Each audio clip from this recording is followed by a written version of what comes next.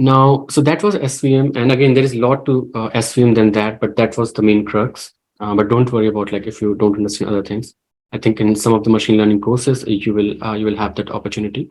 But again, you will know that okay, why SVM actually are better than your support vector classifiers.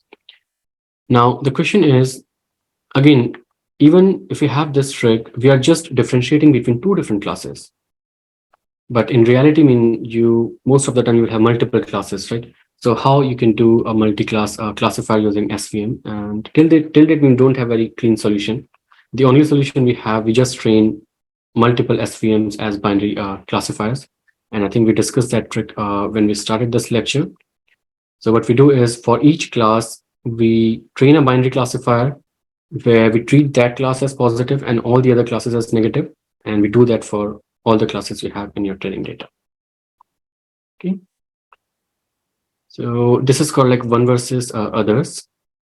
And this is exactly what we discussed. And then you can have one versus one as well, where you just select like pairs. Okay.